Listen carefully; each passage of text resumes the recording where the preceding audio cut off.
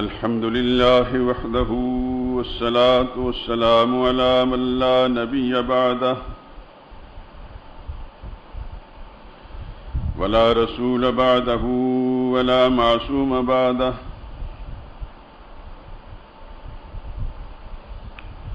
أما بعد فإن خير الحديث كتاب الله وخير الهدي هدي محمد صلى الله عليه وسلم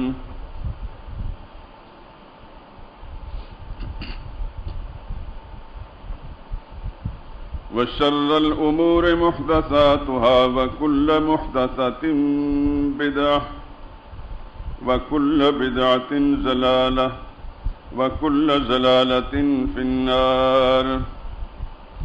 أعوذ بالله من الشيطان الرجيم. بسم الله الرحمن الرحيم. ولا تدع من دون الله ما لا ينفعك ولا يضرك فإن فعلت فإنك إذا من الظالمين.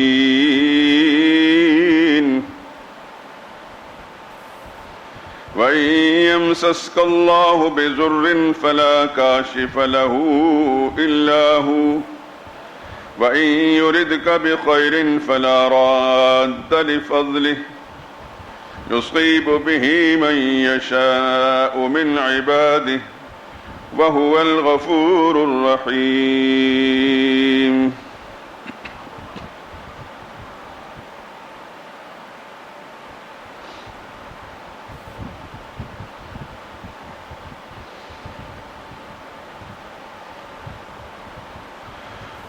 اور اللہ کو چھوڑ کر ایسوں کو مت پکارنا جو نہ تمہارا کچھ بھلا کر سکتے ہیں اور نہ کچھ بگاڑ سکتے ہیں.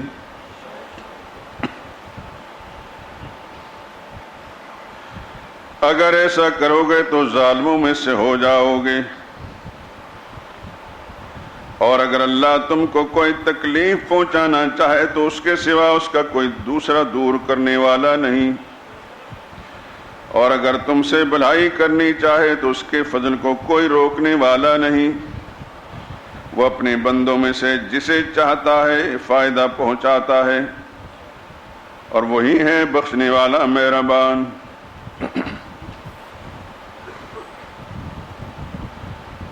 سبحان ربك رب العزة عما يصفون وسلام على المرسلين والحمد لله رب العالمين.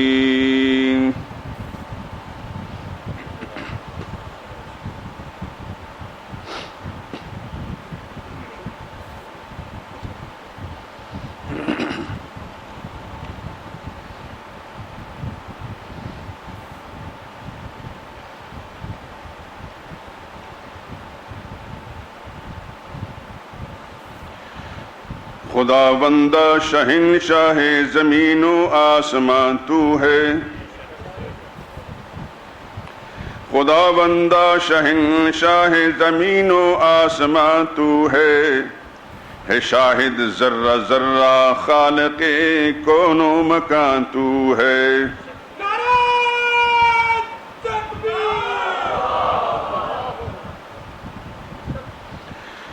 تیرا ہمسر نہیں کوئی، تیرا ثانی نہیں کوئی، تیرا ہمسر نہیں کوئی، تیرا ثانی نہیں کوئی، ازل سے تا ابد یکتا اکیلا جاویداں تو ہے. نہ کوئی عیب ہے تجھ میں، نہ کوئی نقص ہے تجھ میں،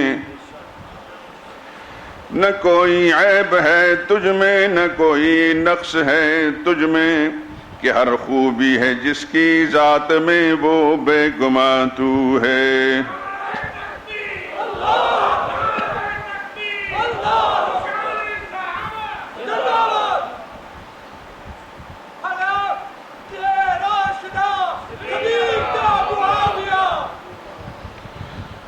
ہر ایک شے آنی و فانی مگر ایک تو ہے لا فانی،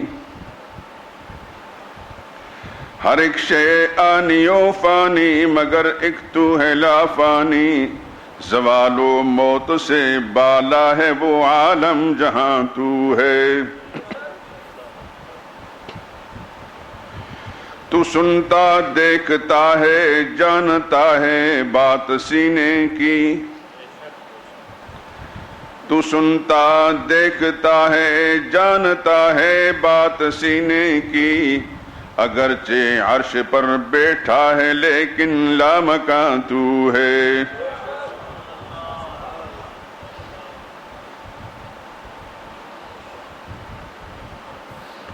نظر آتا نہیں لیکن تو ہے موجود ہر جانب. نظر آتا نہیں لیکن تو ہے موجود ہر جانب. نشان تیرا ہر ایک شے میں ہے گرچہ بے نشان تو ہے.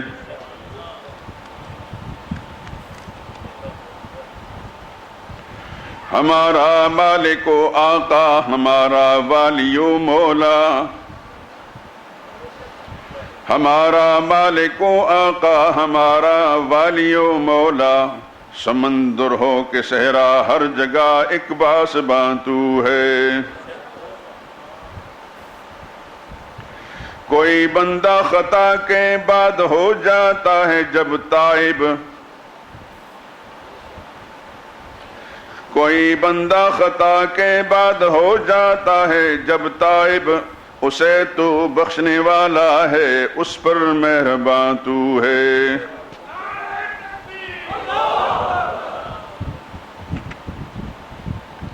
درود پاک پڑھ لیں. اللہم صلی علی محمد وعلی آل محمد كما صليت على إبراهيم وعلى آل إبراهيم إنك حميد مجيد. اللهم بارك على محمد وعلى آل محمد كما باركت على إبراهيم وعلى آل إبراهيم إنك حميد مجيد.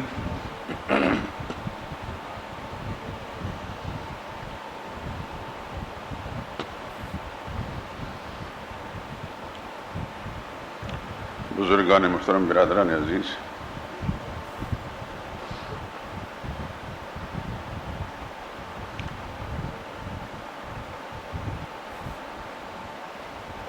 یہ دو آیات کریمہ آیت نمبر 106 اور 107 11ویں پارے میں سورہ یونس کے آخری رکوع سے تلاوت کی ہیں.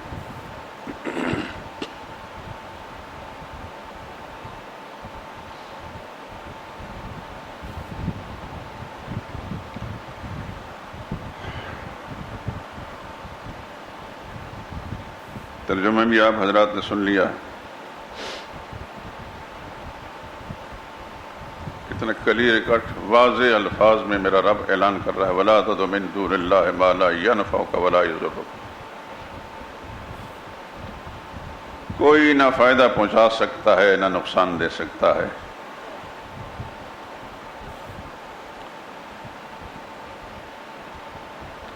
سارے فائدے یا نقصان صرف ایک ہی ذات کے اختیار میں ہے جو اس کائنات کا خالق بھی ہے، مالک بھی ہے، اس نظام کو چلانے والا ہے.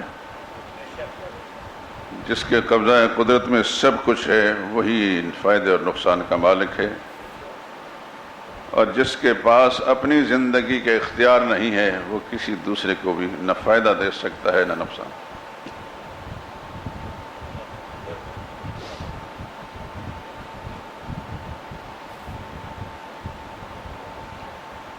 اللہ کی شان ہے. ممبر پر جب انسان بیٹھتا ہے تو یکا یک افکار کا ایک ہجوم ہوتا ہے دماغ میں. شاید اللہ تعالیٰ نے اس ممبر کی برکت رکھی ہے. 2-3 دن سے میری طبیعت اس طرح خراب رہی ہے کہ بالکل خالی ذہن میں گھر سے چلاؤ. راستے میں آتے ہوئے یہ آیت جو ہے وَلَا تَدْعُ مِن دُونِ اللَّهِ، یہ ذہن گھر سے کوئی ذہن میں سوچ کر نہیں آئے کہ کیا کہنا ہے. یہ خیال تھا قرآن کھولوں گا جہاں سے کوئی آیت نظر آئے گی اس پر کچھ عرض کروں گا. سیدنا یونس علیہ السلام کے نام پر یہ سورت منسوب ہے، موسوم ہے. اور آپ جانتے ہیں کہ یونس علیہ السلام کون پیغمبر تھے. الحمدللہ العظیم اس مجلس میں میں نے پوری کوشش کی ہے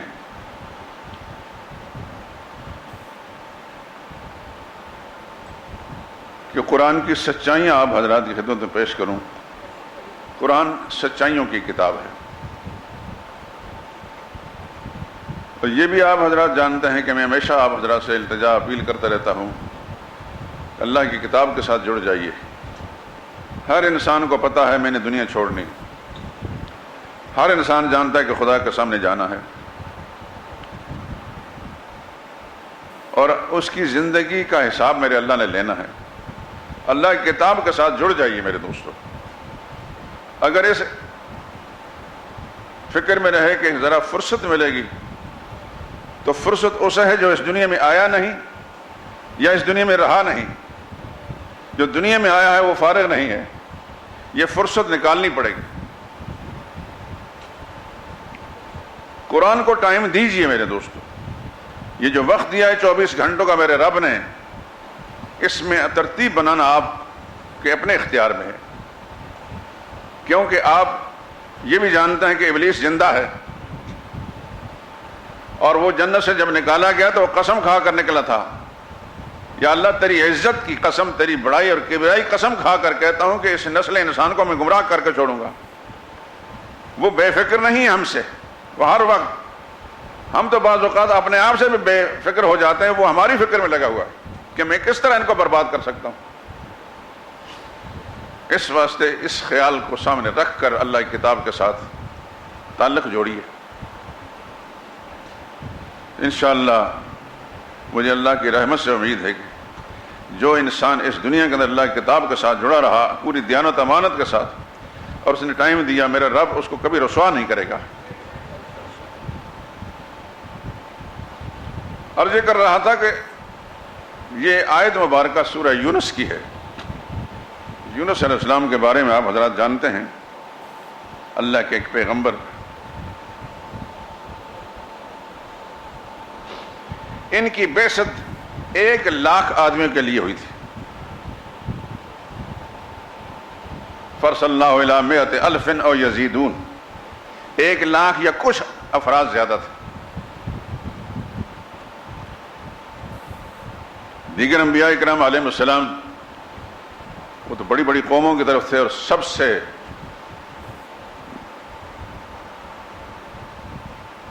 عالمگیر پیغمبر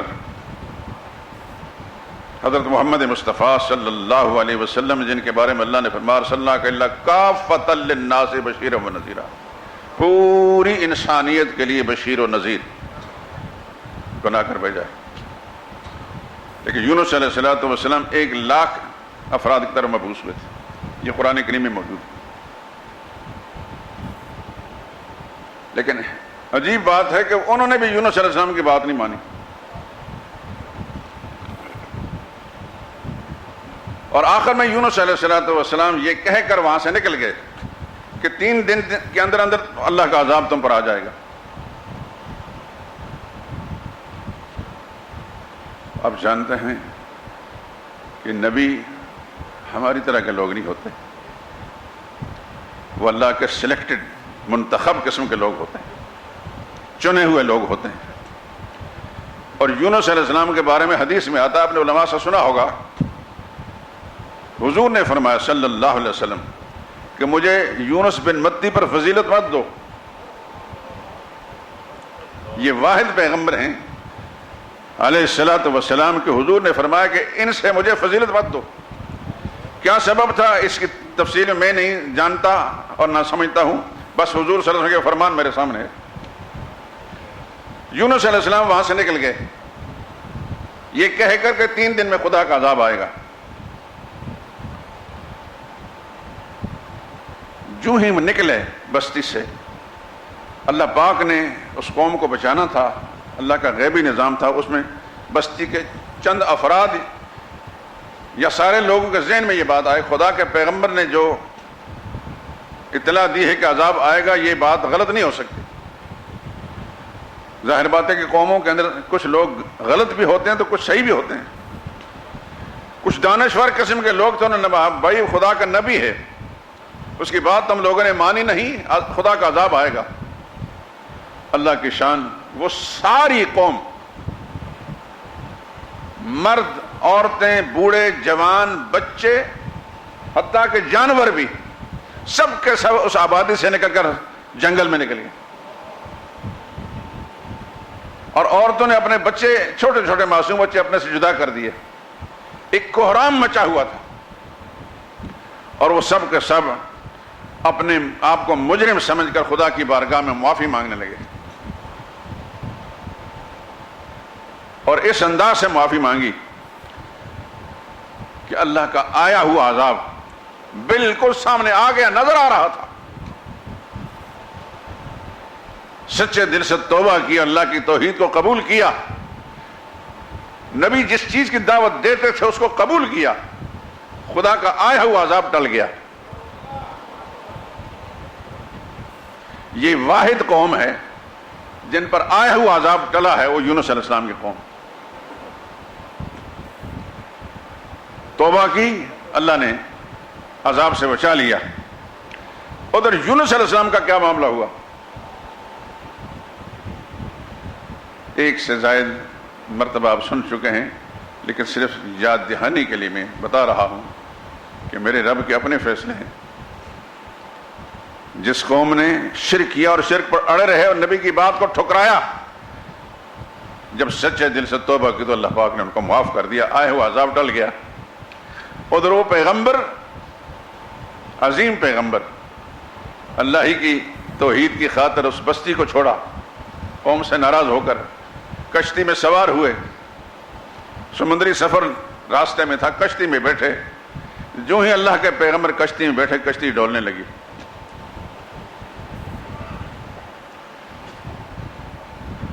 یہ کوئی میں ڈائجسٹ نہیں سنا رہا، یاد رکھیے میں نے اللہ سے عہد کیا ہے، اور دعا کریں کہ مجھے اللہ اس عہد پر قائم رکھے کہ میں اللہ کی کتاب سے ہی وابستہ رہوں اور کتاب ہی آپ کو سناتا رہوں۔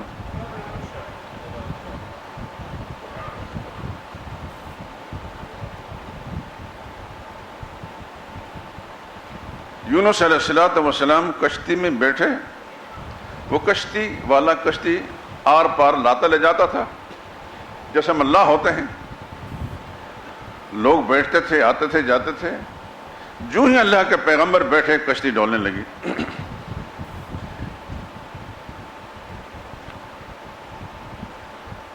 اور قرآن بتا رہا ہے کشتی والے پریشان ہوئے،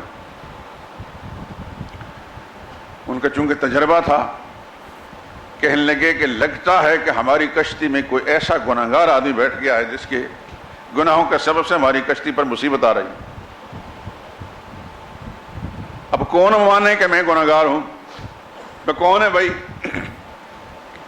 ظاہر بات ہے کہ ہمارے زمانے کے لوگوں اور زمانے بڑا فرق تھا، اور کشتی ڈولی بھی اس وقت جب اللہ کے پیغمبر بیٹھے۔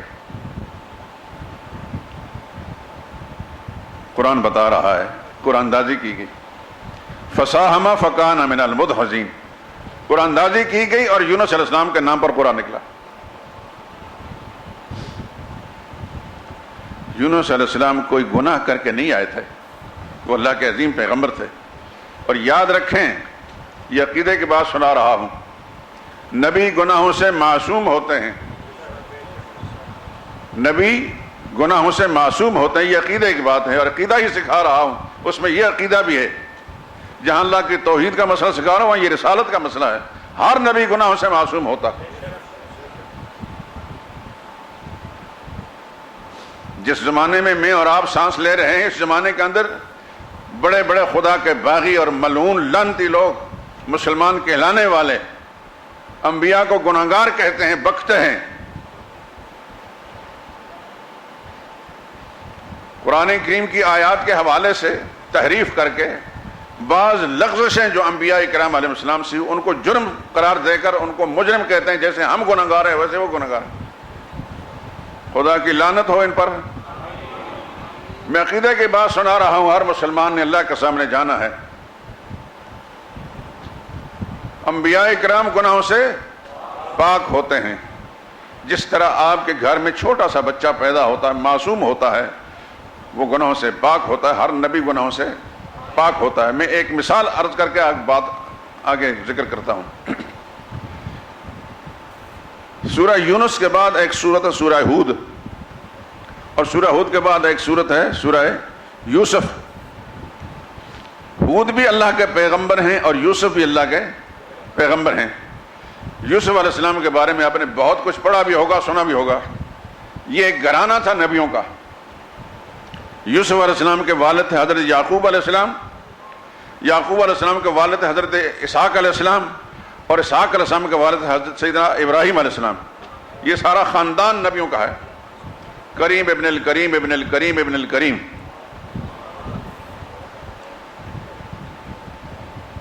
قصہ تو آپ نے سنا ہی ہوگا یوسف علیہ السلام کا۔ اس پوری صورت میں تقریباً یوسف علیہ السلام کا قصہ ہے۔ یہ واحد پیغمبر ہیں کہ ایک ہی صورت میں پوری تفصیل سے ان کا ذکر ہے۔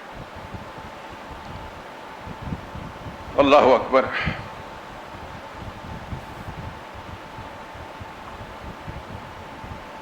یوسف علیہ السلام کے 11 بھائی تھے۔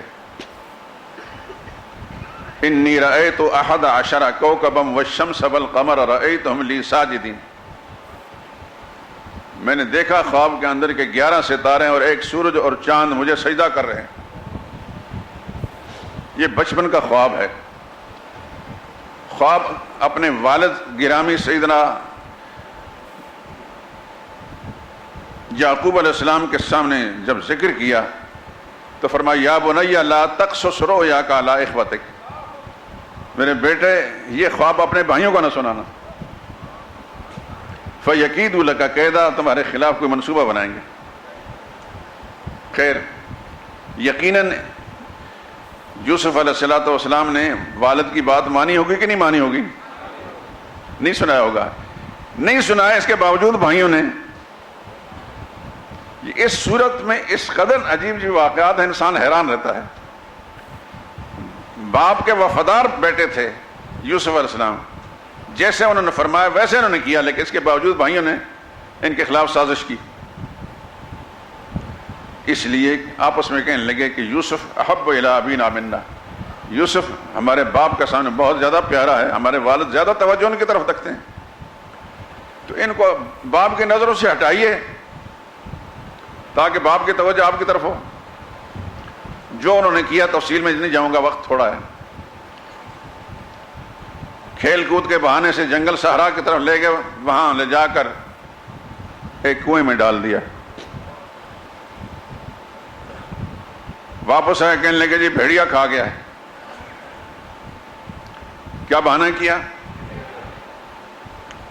تو سیدنا یعقوب علیہ السلام نے فرمایا تو نے کوئی نہ کوئی منصوبہ بنایا ہے، بات ایسی نہیں ہے، لیکن یہ نہیں فرمایا کہ میں تو جانتا ہوں اپنے علم غیب کی بنا کر وہ تو فلاں کنویں کے اندر پڑے ہوئے ہیں۔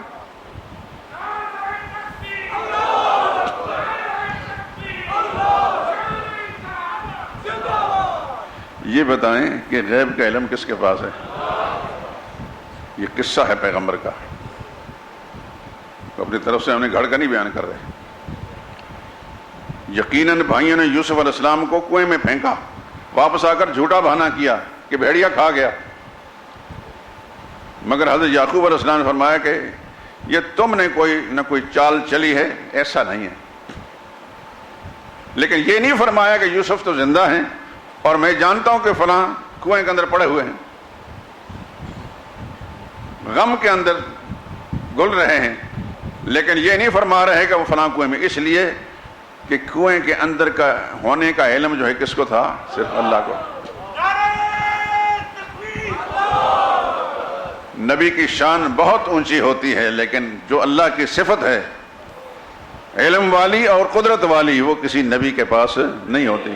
یاد رکھیے، کسی کا معبود ہونا اس کے لیے دو صفات کا ہونا ضروری ہے، اس کے پاس قدرت بھی کامل ہو اور اس کا علم بھی کامل ہو، اور کامل علم کی والی ذات صرف اللہ کی ہے اور قدرت کاملہ کی ذات بھی اللہ کی ہے۔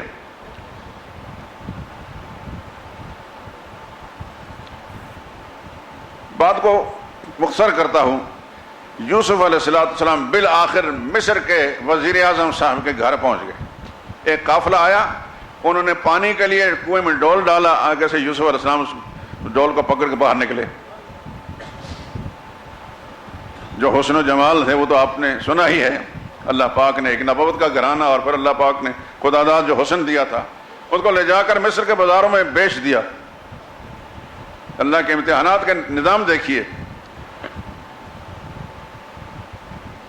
ابراہیم علیہ السلام کا پڑپوتا کبھی کنویں میں پھینکا جاتا ہے اور کبھی مصر کے بازاروں میں بک رہا ہے۔ یہ آزمائشیں ہیں، امتحانات ہیں اللہ کے، اللہ کی نظروں سے گرے ہوئے لوگ نہیں ہیں لیکن آزمائشیں ضرور ہیں۔ اللہ کے نزدیک اس وقت بھی معزز تھے جب گھر تھے، اس وقت معزز تھے جب کنویں میں تھے، اس وقت معزز تھے جب وہ مصر کے بازاروں میں بک رہے تھے۔ اور پھر عزیز مصر کا وزیر اعظم خرید کر لے آیا۔ گھر میں اولاد نہیں تھی، یہاں سے اب بات میں شروع کرنے لگا ہوں۔ آ کر اپنی بیگم صاحبہ سے کہتے ہیں اکرمی مثواہو، اس بچے کو عزت سے رکھنا، عسیٰ ان ینفعنا، امید ہے کہ یہ آگے ہمارے کام آئے گا، اور نتخذہ ولدا، ہم چونکہ بے اولاد ہیں اس کو بیٹا بنا لیں گے۔ یوسف علیہ السلام کہاں سے نکلے، کہاں تھے، اور پھر اب حکومت کے گھرانے میں پہنچ گئے، وزیر اعظم صاحب گھر میں پہنچ گئے۔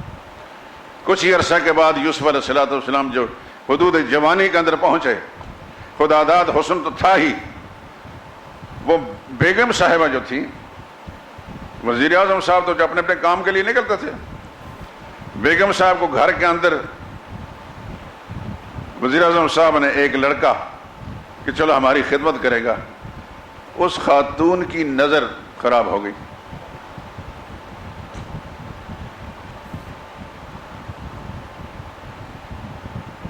اور یوسف علیہ السلام کو برائی کی دعوت دینے لگی، اندر سے اندر کمروں میں لے گئی۔ قالت ہئت لک، قال معاذ اللہ، یوسف علیہ السلام نے فرمایا خدا کی پناہ، انہ ربی احسن مثوایا۔ سبحان اللہ، نبی کی کیا شان ہوتی ہے۔ چنانچہ عورت نے اپنے پکڑنا چاہے، یوسف علیہ السلام نے اس جان چھڑا کر بھاگے اور دروازے کھلتے کہ آخری دروازے پر پہنچے، دیکھا تو وہاں وزیر اعظم صاحب آئے ہوئے ہیں، ہانپتے کامتے وہاں پہنچے۔ عورت نے اپنی روایتی جو چال بازی ہے اس کے ساتھ کہا کہ اس لڑکے نے میری عزت لوٹنا چاہیے۔ اب وہ چونکہ بیگم صاحب تھی اور اس کا ایک بڑا مقام ہوتا ہے، یوسف علیہ السلام نے فرمایا نہیں، انہوں نے شاہد من، میرا رب کہاں سے گواہیاں دلا رہا ہے۔ کتابوں میں عام طور لکھا ہے کہ چھوٹا سا بچہ تھا جس نے گواہی دی،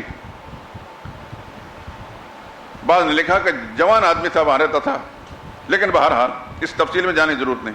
کہنے لگا یہ دیکھو ان کان قمیصہ قد من قبول فصدقت وهو من الکاذبین، اگر سامنے سے قمیض پھٹی ہے تو عورت سچی ہے، یہ جھوٹے ہیں، اور اگر قمیض کرتا پیچھے سے پھٹا ہے تو پھر عورت جھوٹی ہے، یہ سچے ہیں۔ فلما رأى قمیص قد من دبر، جب کرتا دیکھا تو پیچھے سے پھٹا ہوا تھا۔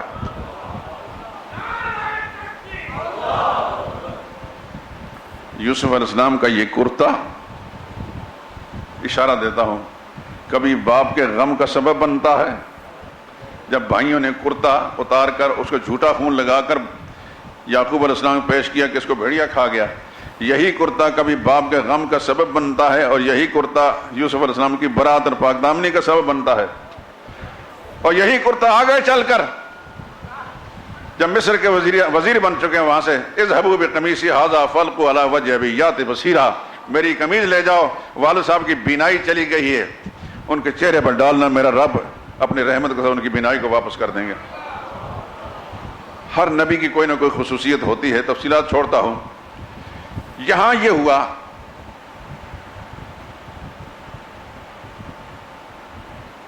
قرآن کریم بتا رہا ہے کہ برائی یوسف علیہ السلام کی طرف بڑھ رہی تھی، یوسف علیہ السلام برائی سے بھاگ رہے تھے. میں مسئلہ بیان کر رہا ہوں کہ نبی معصوم ہوتے ہیں. کذالک لنصرف عنہ السوء، یہ آیت جب قرآن کریم تلاوت کریں سورہ یوسف کے، اس پر غور کیا کریں. اللہ فرمائے یہ ہمارا کمال تھا کہ ہم نے یوسف علیہ السلام کی طرف بڑھنے والی برائی جو ہے اس کو ہٹا رہے تھے. قرآن کا اسلوب یہ بتا رہا ہے کذالک لنصرف عنہ السوء، برائی یوسف کی طرف آ رہی تھی اور ہم برائی کو ہٹا رہے تھے. یوں نہیں فرمایا کذالک لنصرفہ عن السوء کہ یوسف برائی کی طرف بڑھ رہے تھے تو ہم ان کو پیچھے کھینچ رہے تھے. قرآن بتا رہا ہے کہ نبی فطرتاً جبلتاً معصوم ہوتے ہیں، گناہ کی طرف ان کے اندر کسی قسم میں اعلان نہیں ہوتا. اور اس مقام پر قرآن کریم صاف لفظ میں بتا دیا کہ برائی یوسف کی طرف آ رہی تھی، یوسف برائی کی طرف نہیں جا رہے تھے. تو نبی معصوم ہوتے ہیں. یونس علیہ السلام کی بات کر رہا ہوں، وہ بھی معصوم تھے، لیکن قرآن ان کے نام نکلا. کشتی والوں نے کہا کہ کوئی گناہگار آدمی ہماری کشتی میں بیٹھ گیا جس کی وجہ سے مصیبت آ رہی ہے. لیکن یہ اللہ کا امتحان تھا. یہ آیتیں اس سے پہلے بھی سن چکے ہیں. وَظَنُّونَ إِذْ ذَهَبَ مُغَاضِبًا فَظَنَّ لَن نَّقْدِرَ عَلَيْهِ، مچھلی والا پیغمبر جب قوم سے ناراض ہو کر نکل گیا اور ہم سے اجازت نہیں لی تھی، نکلنے کی اجازت نہیں تھی، بس اتنی سی بات. اس بات کو غور سے سمجھیے اور میری اس اپیل کو کہ قرآن کریم کو کھول کر دیکھیے بھی. صرف کانوں کے راستے سننے کی کوشش نہ کریں، آنکھوں کے راستے سے دیکھنے کی کوشش کریں. یونس علیہ السلام کا کوئی جرم نہیں تھا، ایک چوک ہو گئی. وہ چوک یہ تھی اس بستی کو چھوڑنے سے پہلے اللہ کے حکم کا انتظار کرنا چاہیے تھا. اس حکم کا انتظار نہ کرنے کا سب سے نبی پر امتحان آ گیا. فارسی کا ایک محاورہ آپ حضرات جو پرانے پڑھے لکھے حضرات ہیں، کیونکہ اب تو مدرسوں کے اندر بھی فارسی نہیں رہی. ہمارے پرانے ایک دوست تھے یہاں، چودھری عبدالحمید صاحب، مکتبہ کارواں والے، اللہ غری کے رحمت کرے، یہاں تشریف لایا کرتے. 30-40 سال پرانی بات ہے. جب بھی ان سے گفتگو تو بڑی فارسی کے فر بولتے تھے. پرانے لکھے علی گڑھ کے پڑھے ہوئے لوگ تھے. اب تو کالج یونیورسٹی دور کا، ہمارے مدرسوں کے اندر فارسی نہیں رہی. فارسی کا ایک محاورہ ہے نزدیکانہ بیش ببد حیرانی. جو مقربین ہوتے ہیں ان کے لیے حیرانی زیادہ ہوتی ہے.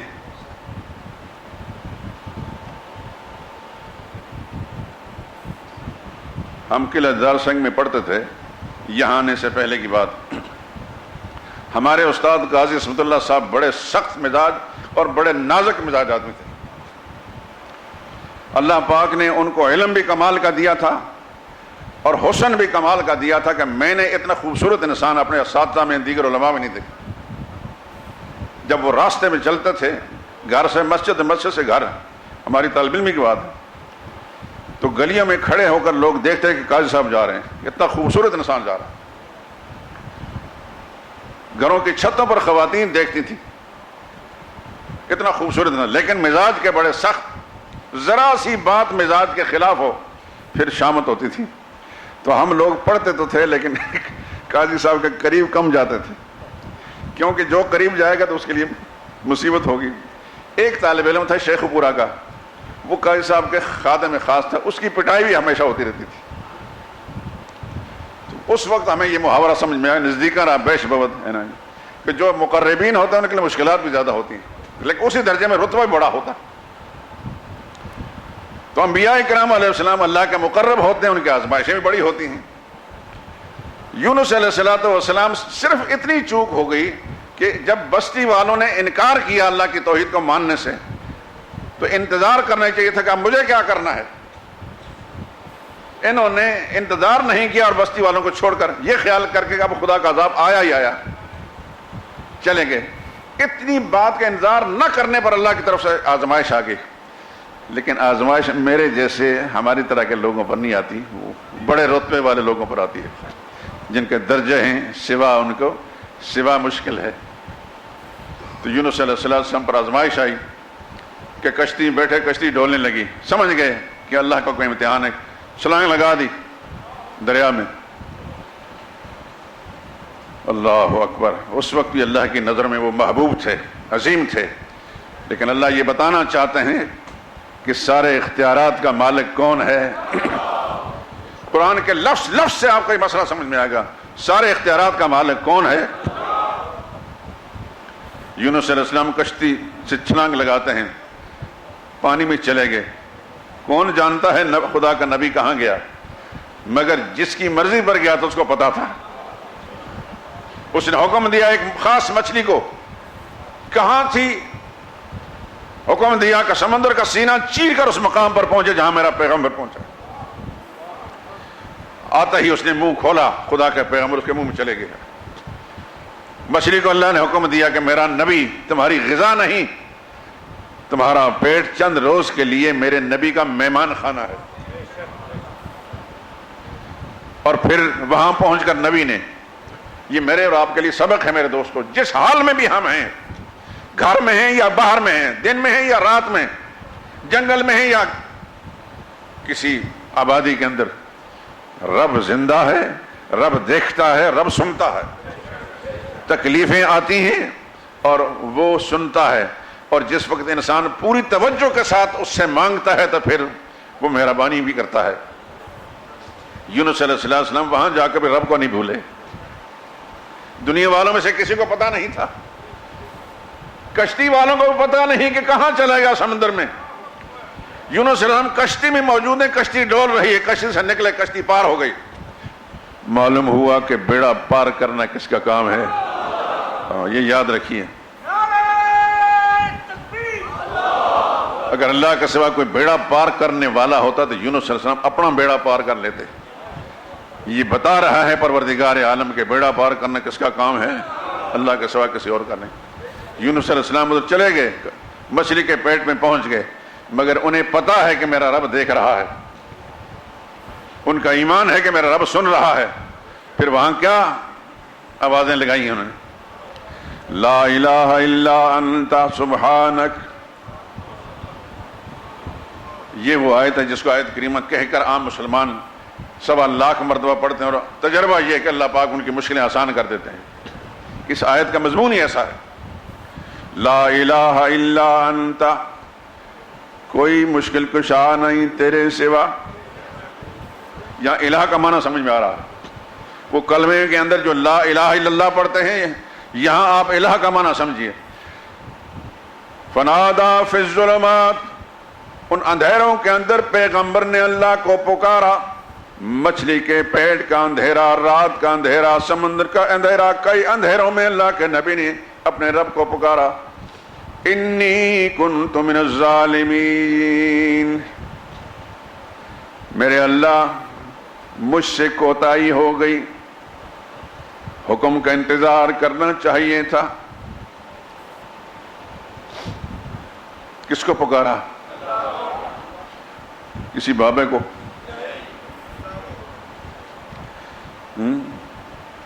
اپنے سے پہلے کسی پیغمبر کو؟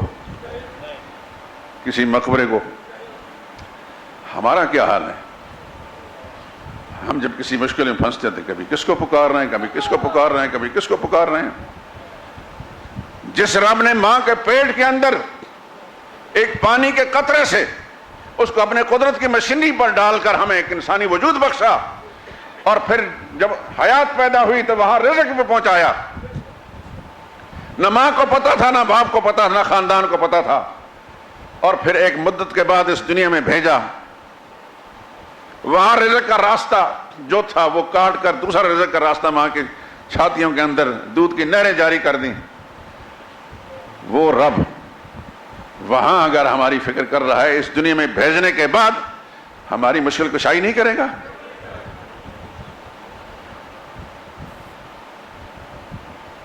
جب ہم بے بس تھے، کسی کو ہم اپنی فریاد نہیں سنا سکتے تھے، نہ ہماری ماں سن سکتی تھی، نہ باپ سن سکتا تھا، نہ خاندان، بے بسی کے عالم کے اندر اس نے سب مہربانیاں فرمائی، ہماری مشکلیں آسان کی، تو اس دنیا میں آنے کے بعد جب ہم بول سکتے ہیں، پکار سکتے ہیں، پھر وہ سننے سے عاجز آ گیا ہے۔ اس سے بڑی بغاوت اور کوئی بھی نہیں۔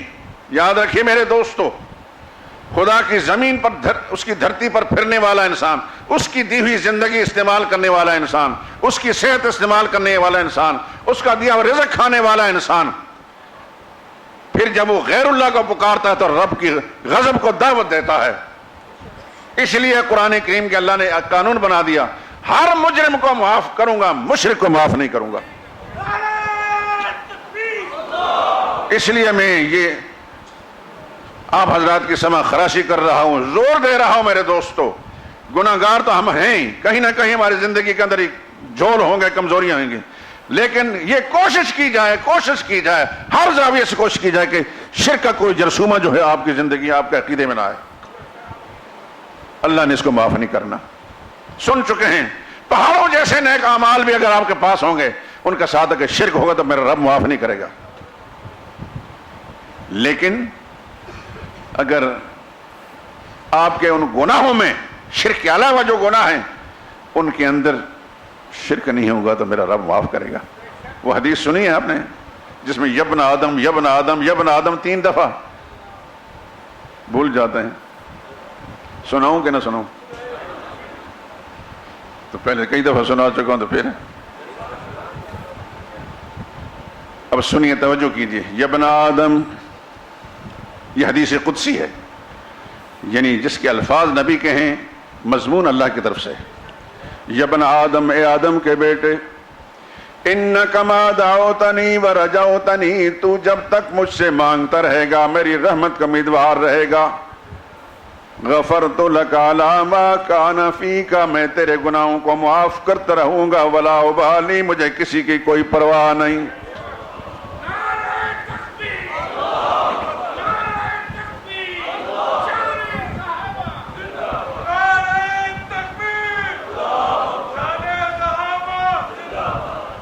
پھر فرمایا یبن آدم، اے آدم کے بیٹے، لو بلغت ذنوبک عنان السماء، اگر تیرے گناہ بڑھتے بڑھتے آسمان کی بلندی تک پہنچ جائیں، یعنی ساری زمین بھر جائے گناہوں سے، آسمان کی بلندی تک پہنچ جائیں، ثم استغفرتنی، پھر بھی تم مایوس نہ ہو بلکہ میری رحمت کا امیدوار بن کر پھر مجھ سے معافی مانگے، غفرت لک، میں سارے گناہوں کا معاف کر دوں گا، ولا ابالی، مجھے کسی کی کوئی پرواہ نہیں۔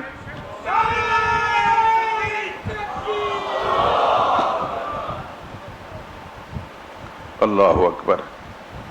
یبن آدم، تیسری دفعہ، اے آدم کے بیٹے، انک لو لقیتنی، اس پر توجہ کرنا، انک لو لقیتنی بقراب الارض خطایا، تو نے آنا تو ہے میرے پاس،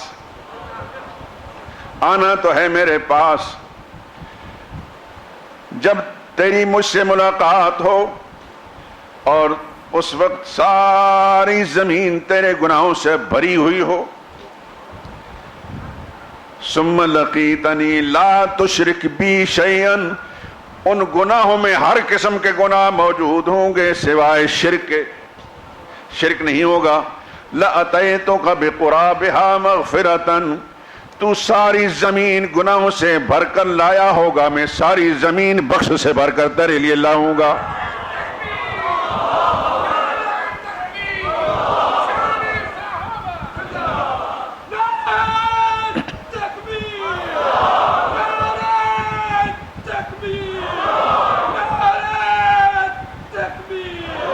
جزاکم اللہ خیر۔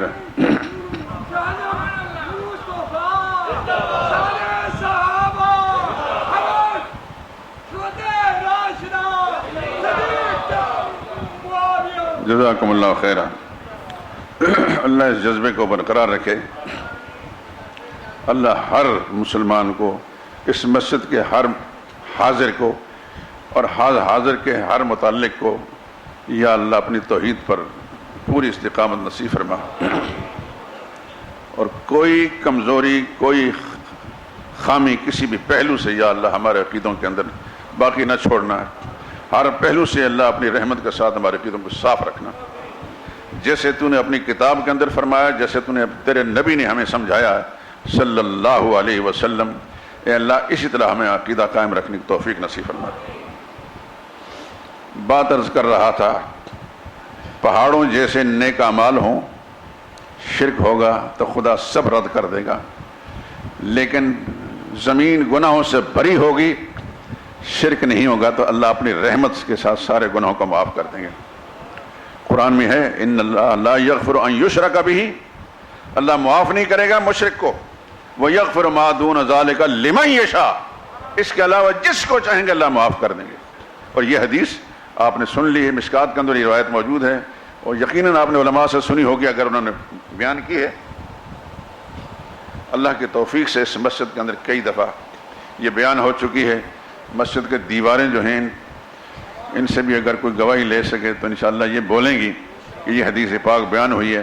اللہ سے یہ دعا کریں کہ اللہ پاک ہمیں اس کے مطابق ہی اپنے عقیدے رکھنے کی توفیق نصیب کرے۔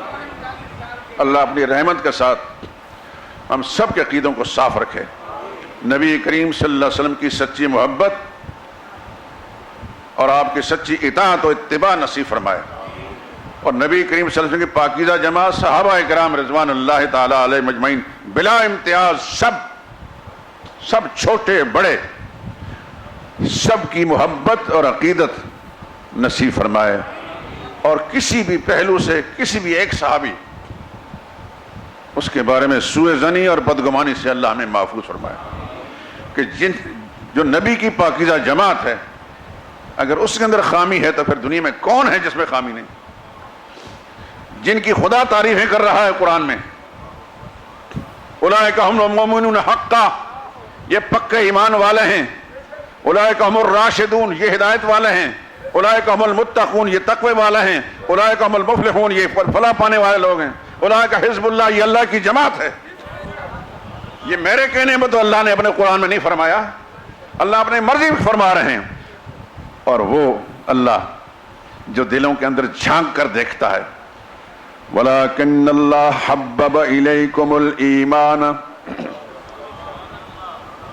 صحابہ کو مخاطب کر کے وَلَكِنَّ اللَّهَ حَبَّبَ إِلَيْكُمُ الْإِيمَانَ، یقیناً اللہ نے میرے نبی کے ساتھیوں تمہارے لیے ایمان کو محبوب بنا دیا ہے، وَزَيَّنَهُ فِي قُلُوبِكُمْ، اس ایمان کو تمہارے دلوں میں سجا دیا ہے۔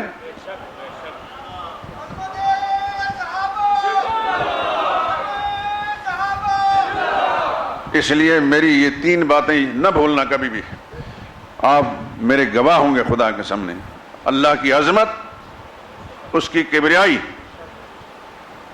اس کا واحد لا شریک ہونا ہر پہلو سے، یہ میرا عقیدہ ہے، یہ میرا پیغام ہے، آپ اس کے گواہ ہیں۔ نمبر 2، محمد مصطفیٰ صلی اللہ علیہ وسلم اللہ کے مخلوق، ساری کائنات کے منتخب چیدہ انسان ہیں، ان سے بڑا کوئی انسان نہیں۔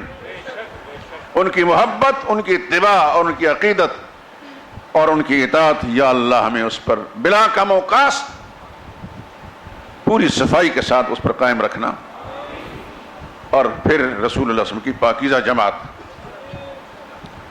آج کوئی کس پارٹی کے ساتھ ہے، کوئی کس پارٹی کے ساتھ ہے، کوئی کس پارٹی کے ساتھ ہے، ہر آدمی کو اپنی اپنی پارٹی کے ساتھ لگاؤ ہے میرے دوستوں، کوئی مذہب کے نام پر پارٹیاں ہیں، کوئی سیاست کے نام پر پارٹیاں ہیں، میری ایک پارٹی ہے، وہ صحابہ کرام کی رضوان اللہ علیہ۔